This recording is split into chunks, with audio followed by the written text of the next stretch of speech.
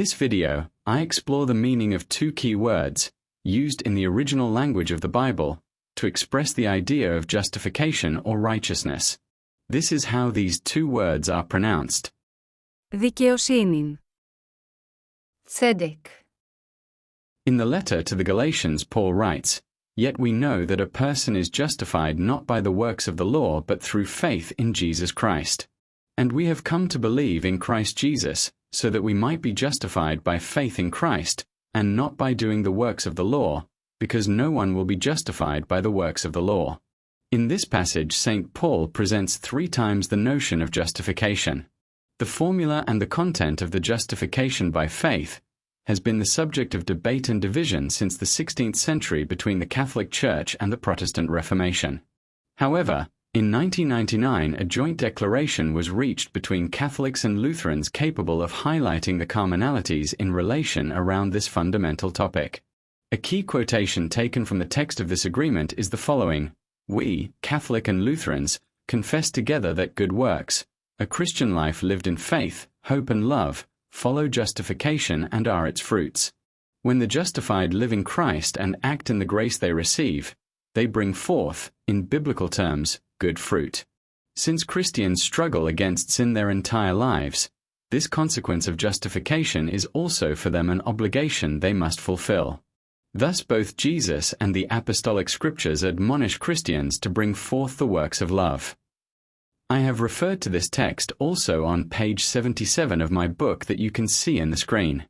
Moreover, in this book, precisely in chapter 5, I also developed the key role of a dialectic between faith and the obedience to the law, leading to a dialectical relationship between law and grace. Let me know your thoughts on this, and please write your comments in this YouTube videos on this topic. The Greek word Dikaiosýnê, justification, is found 92 times in the New Testament. This term is associated with the verb dikaion, to justify. The starting point is the righteousness of God, that is, His salvific will, towards human beings. Notably, it is God who moves the first step towards His creature. In fact, Paul writes, Isaiah is so bold as to say, "I have been found by those who did not seek me, I have shown myself to those who did not ask for me." Certainly, man, with his freedom, can accept or reject divine grace, which provides righteousness. The acceptance of this grace is precisely what faith, pistis in Greek, represents. See link in the description of this video where I present Cardinal Ravaz's reflection on pistis, which in turn comes from the Hebrew word hemet. Faith is a free, voluntary, and joyful adhesion to the divine gift of grace which is accompanied by the liberating love of God. The final state of the authentic Christian faithful is precisely Dikaiosýnê, justification, or being made righteous by God who rescues us from evil and sin, and who rescues us from the possible deleterious effects of sarx, that is the flesh.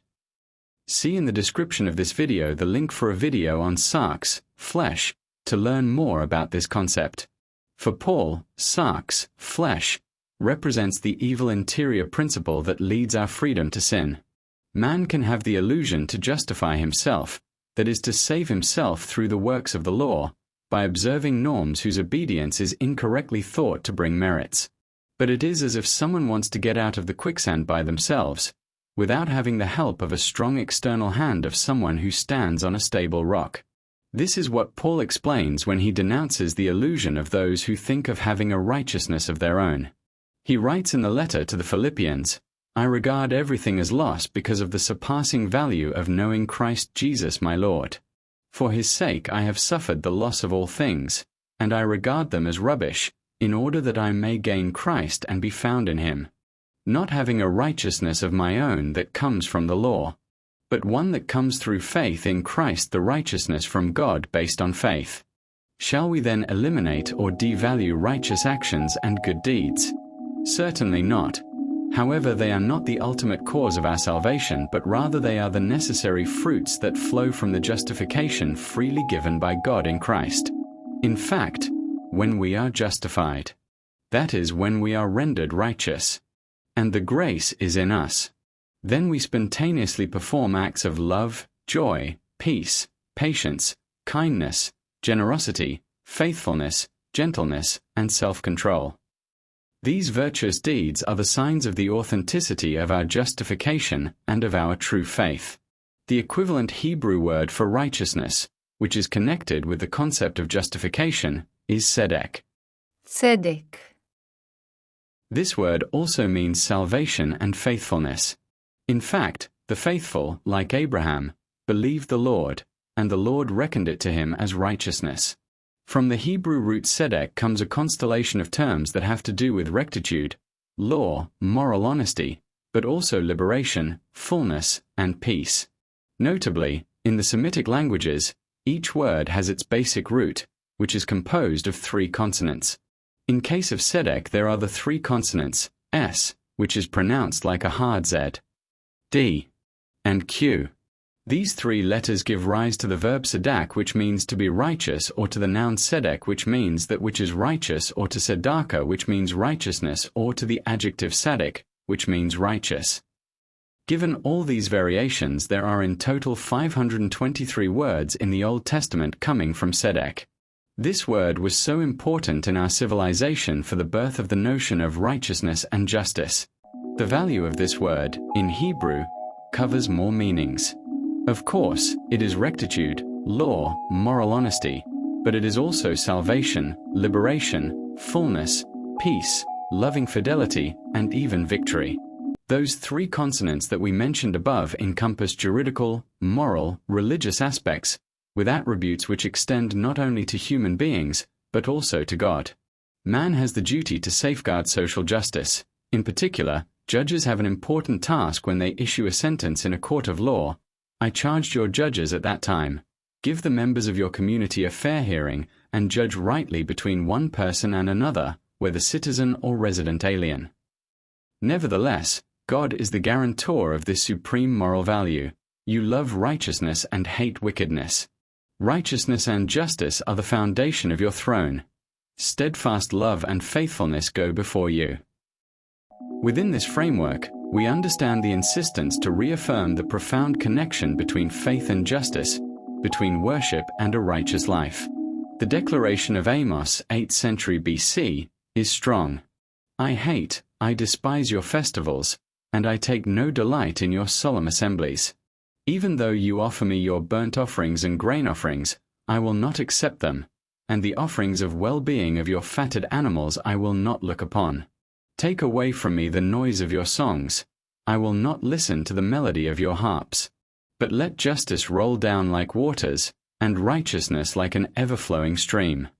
Isaiah affirmed similar ideas in Isaiah 1 verses 1 to 20. Moreover, Isaiah condemns corrupt judges who acquit the guilty for a bribe and deprive the innocent of their rights. There is the need for a righteous existence because in the path of righteousness there is life, and righteousness delivers from death.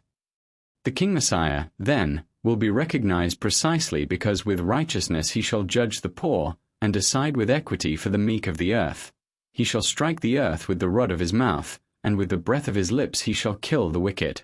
Righteousness shall be the belt around his waist, and faithfulness the belt around his loins. Indeed, according to Jeremiah, he will be called the Lord is our righteousness. But, as we were saying, righteousness is a quality of God himself, so this concept goes beyond the moral and social sense. Divine righteousness manifest in divine justification is also the salvation that manifests itself in the liberation of the oppressed and in the support of the poor. For this reason, those who pray often invoke God's righteousness as a synonym of salvation. Shower, O heavens, from above, and let the skies rain down righteousness. Let the earth open, that salvation may spring up, and let it cause righteousness to sprout up also. I, the Lord, have created it. Interestingly, this biblical verse from Isaiah 45 verse 8 inspired the composition of the Christmas carol Rorate Chile, which means drop down ye heavens. See link in the description if you want to hear this chant. It is through the justification offered by God that heaven and earth, or God and humanity, can meet each other. Once again, I want to thank Cardinal Ravasi for granting me the permission to use his material, taken from the 2 links from the website of Famiglia Cristiana that I showed in the slides, to create this YouTube video.